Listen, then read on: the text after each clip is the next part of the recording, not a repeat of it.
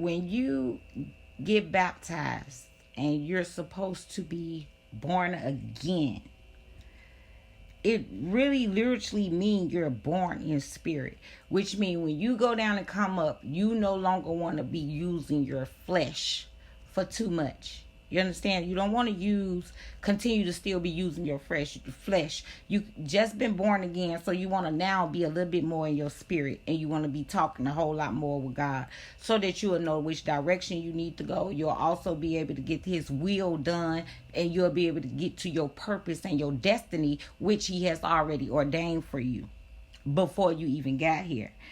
So if God is spiritual, you have to be spiritual. If He's spirit, you need to be spiritual. There's no other way for you to communicate with Him if you're not. He's not flesh, nor is He soul. So therefore, you are spirit. So that's what is put inside you. That's how you get your third dimension. You are already born in the flesh.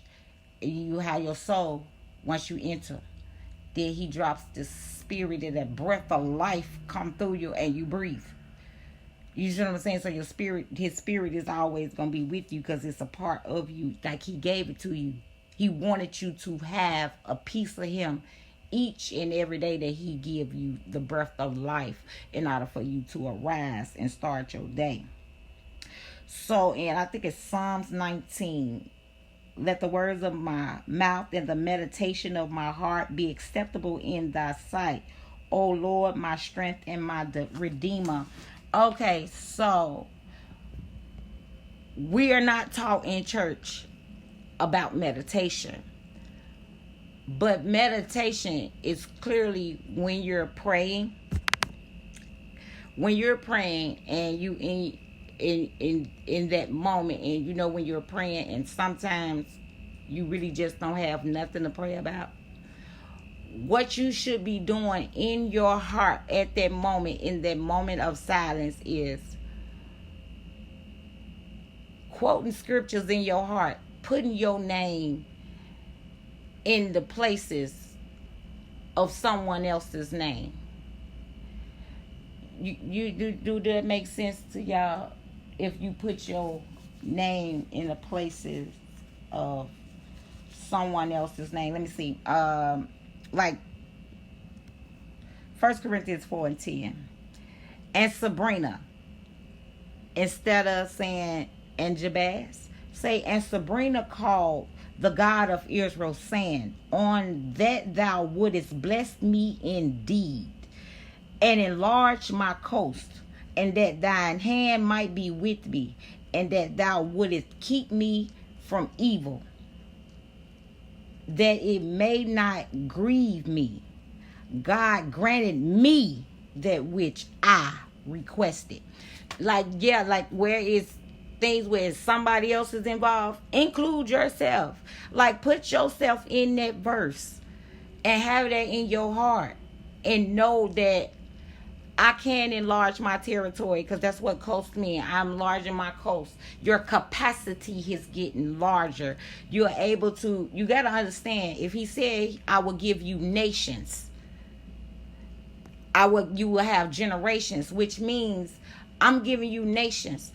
There are a nation of generational people that you have to encounter, so that in order for His will to be heard, like you have a set amount of people that you have something to tell them that they're waiting for you to say. Like all the pastors and all the preachers and all of that stuff, they only had a certain amount of people to reach. When they reach that capacity, as you see, they don't know how to pass the torch, which is why those churches are now empty. You were supposed to pass it on so that the church would have never got empty, because each generation would have been able to get their nations and generations to be able to understand. Because the whole goal of everything that you are doing is to get these souls to whom they belong to, which is Jesus Christ, so that we can all be up in heaven. Because one thing about it is, everything that's dead will be buried. And the fact that they preach to you all day about this sinning and how you going to hell, but they forgot to tell you that you ain't going to hell because God don't deal with dead, nothing dead. So everybody is still alive. Just like everybody kept saying the little girl in the Bible was dead. They rejoicing and sad and weeping over this little girl. And they like, no, he like, no, she in a deep sleep. Lazarus, get up from there. Like, no, these people are not dead. You in a deep sleep, which is why if you, only people that's dead that's going to go to hell is dead folks. But I'm not dead. I am yet alive. I got the spirit of the living God in me. So there's no way I could go to hell. There's no way that I went this long without understanding. Because that's why a lot of people don't really go to church. Because the church folks have deterred you from knowing that God is really not that messed up. And like, yeah, you doing all this stuff. Yeah, you going straight to hell. It's not how it works.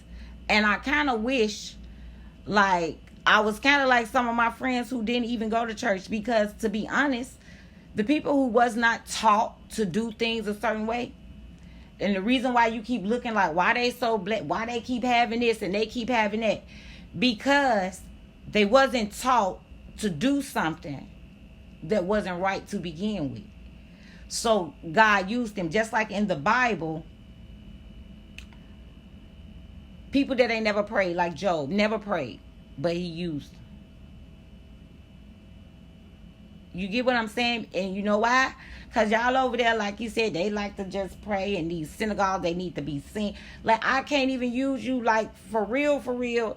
Like, that's why everybody is still where they at in just about majority of the churches across this nation. And to be honest, the Catholic Church actually does the sin the correct way. When they go in there and tell you, well, hey, do a so-and-so and so-and-so and give this offering for doing it, that is the correct way to correct your sins. Like, you have to rethink what it is that you're doing. And every time you redo that, and you go to your brother and you tell him you're sorry and you give them this offering, they don't have a choice but to forgive you, because you're doing what God told you to do. So it kind of subdues the fact that you wronging me so many times. I just thought that we should just learn how to pray, because I be seeing so much on my timeline about I'm praying, oh, I know, and I know, no. You can't be praying. Why are you praying for you to be healed? Because that's not what God told you to do. Like, that's why a lot of people don't get from out of the situations that they in. A lot of people like to plead, oh, I plead the blood of Jesus. Why are you pleading something you already have? His blood is what got rid of our transgressions, our sin, like all of these things. He already did it. So if you really want to pray and you want to add something in there, you make sure you stamp it and you tell God, by reason of the blood of Jesus, by the reason I'm the finishing work of the cross. Like, that's how you gonna get that across. But because you saying I plead the blood, like, you can't plead something you already did. It's like, you give me $1 for a drink of water, and then you leave and you drink the water, and then you come back and you talking about something, I want to plead that $1. You already drunk the water. You don't get the what? You ain't getting that back. No, I'm not giving you another water because no, that ain't how that works.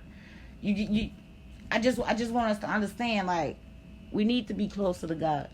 And I really want y'all prayers to be heard. So I just thought I would give y'all, like, a tutorial. This is really for people who was brought up in church and don't understand why they keep going through what they going through. It's because you wasn't taught to pray correctly. We're praying through our flesh and in our souls, and we're not praying in the spiritual, which is where God is spirit. There's no way he understands your flesh nor your soul. He understands none of that. He's not gonna be able to get jiggy with that. So just so y'all know, meditation is literally the best spiritual form of prayer. Because like I said, if you always got in your heart these verses, these Bible verses and stuff that can really just bless you, you had them in it and it's your name stamped on there. Because if he did it for them, I know he could do much better for me. You get what I'm saying? So if you just knew how to pray, I just figured I'd just let y'all know. And always let it be known, and let it be known in whose name you're praying. You want to put in the name of Jesus at the end of that thing. You know what I'm saying? You want to make sure that it's stamped and it's sealed and it's delivered so he can hear you.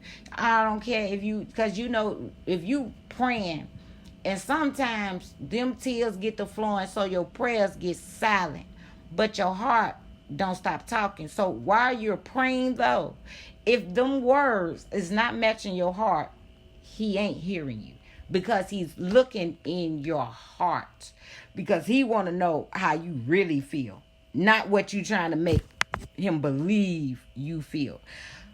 It's as if like you pray like he's like you his cheerleader.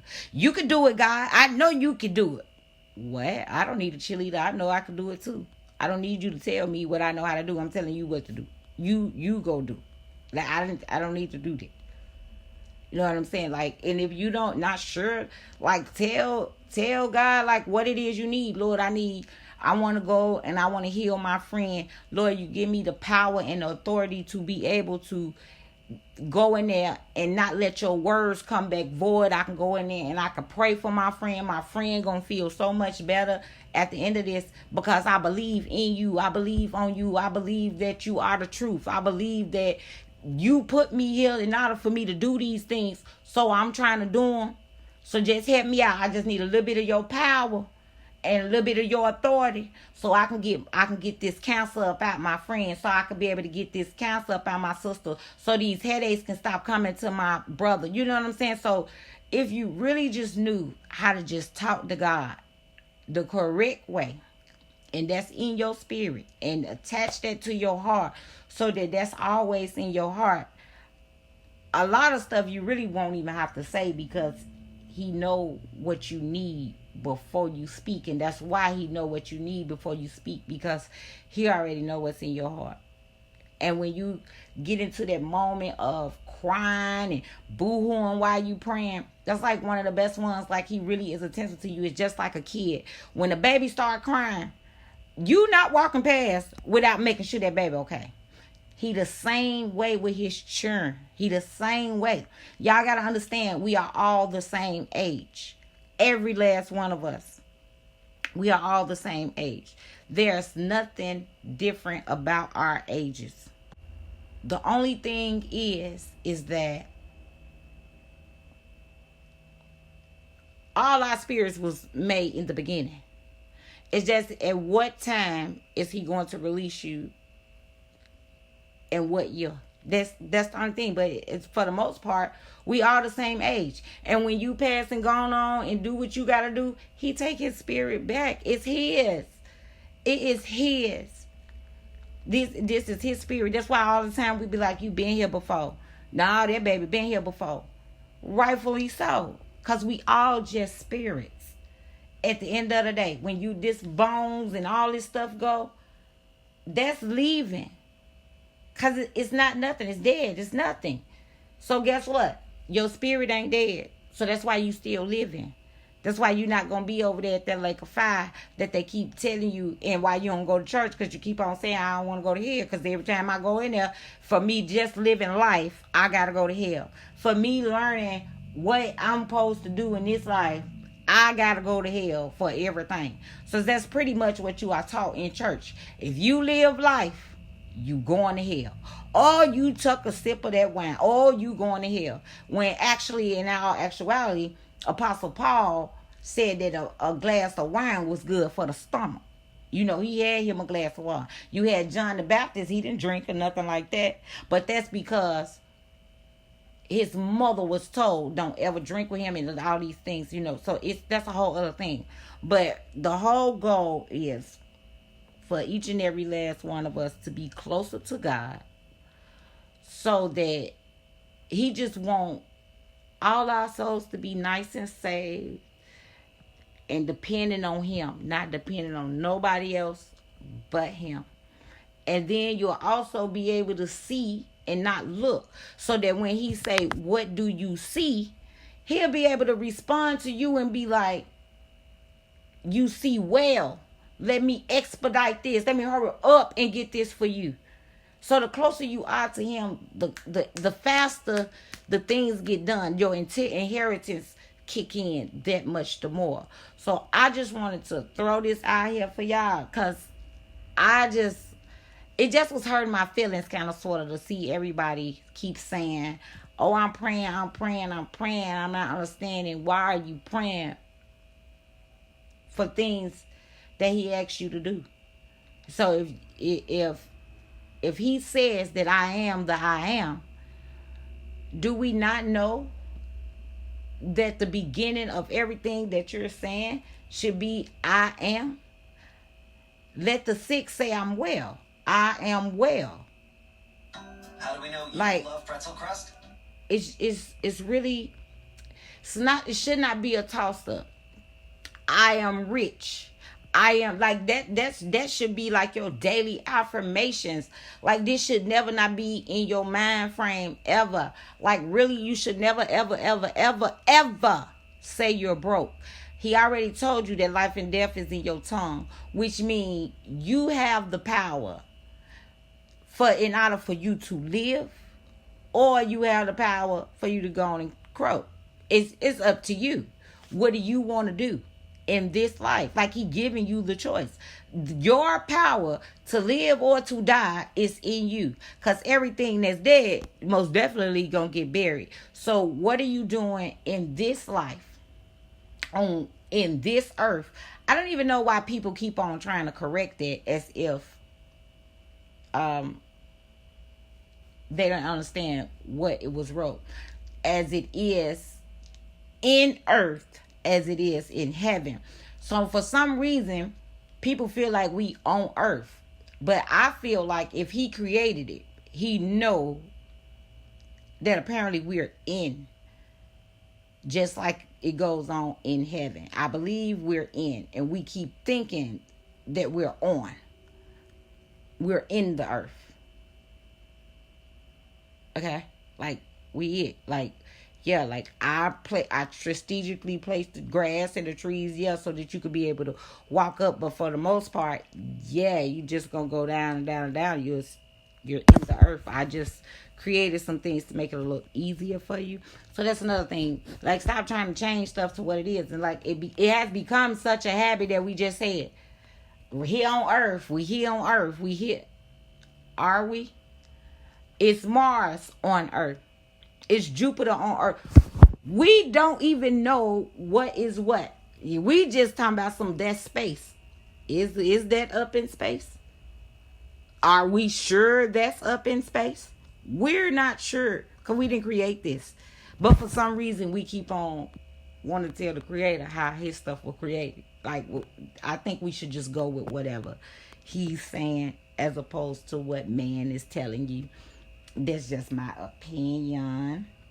But yeah, I hope this like help y'all out. Like, try for a good week and see what changes for you. If you just really, get your kingdom established, and then start getting closer with God, asking him for his wisdom, his knowledge, his understanding, just like his walk. Like, let your words not hurt your people, and not let them fall to the ground.